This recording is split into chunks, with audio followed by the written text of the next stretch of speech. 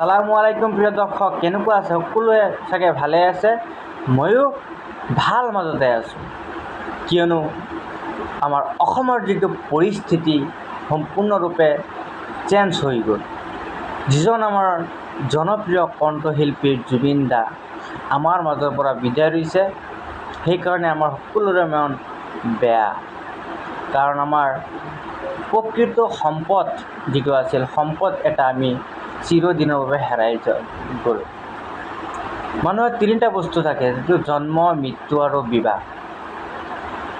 আমাৰো সেইটো মোকাবিলা কৰিব লাগিব এদিন নহয় এদিন।